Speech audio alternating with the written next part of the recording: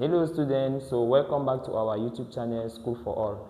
So today we will proceed with the example. We started application of potential and current divider in our previous video. So today we will proceed with example 2. So I advise those that did not watch the previous video to go and watch it so that they should not be lost. So here, work example 2.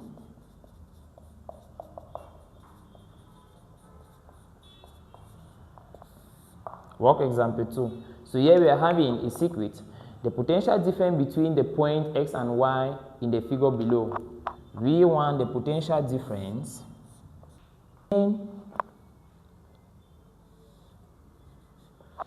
As I was saying, I will first of all come with the direction. First of all, indicate the direction of my PD. Since current is pointing like this, the direction of the PD across 3 ohms will be like this, across 4 ohms will be like this, and we are looking for what? We are looking for V X, Y. Now Vxy, I turn my small loop here quickly. I turn a small loop there quickly.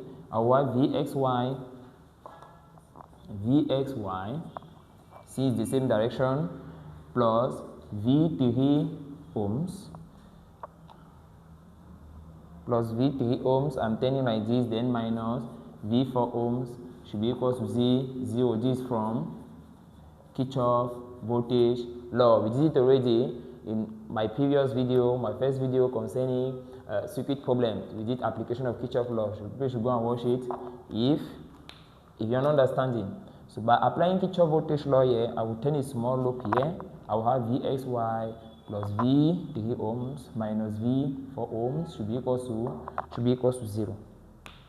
Now I need to find V3 ohms. Now, for me to find V3 ohms, this is 3 ohms, right? For me to find it, you see that 3 ohms is in series with 2 ohms.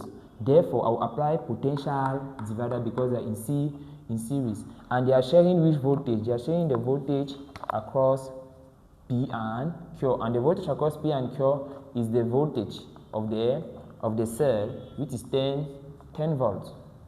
So how we are understanding? It means these two are in series and they are sharing the voltage PQ, which is the same as 10 volts. So the voltage across PQ is 10 volts.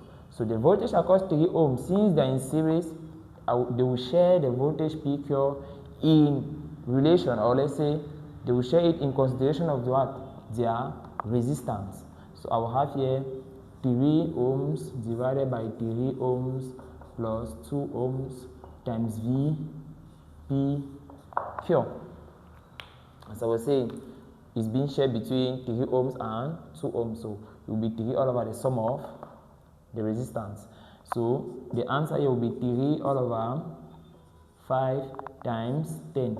3 all over 5 times 10, 5 cancel here, 1, 2, 2, 6 volts. As simple as that. I have already the voltage drop across the 3 ohms. Without wasting time, I will go and calculate the voltage drop across the 4 ohms. 4 ohms. Look at 4 ohms is in series with who?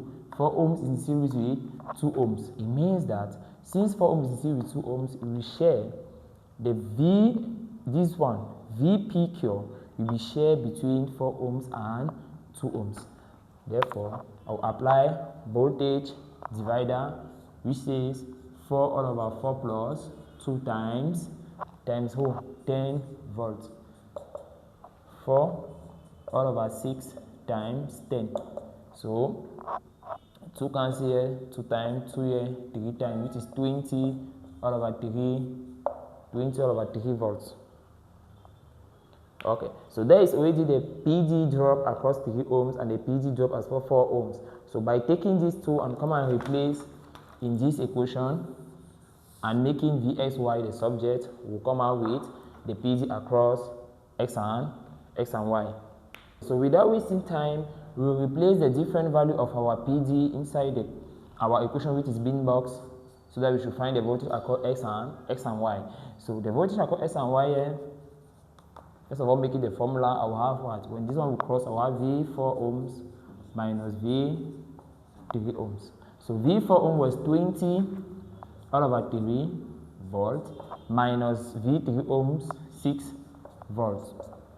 So by doing the LCM, we'll come out with 2 all over 3 volts, and 2 all over 3 volts is how many? 0.7 volt.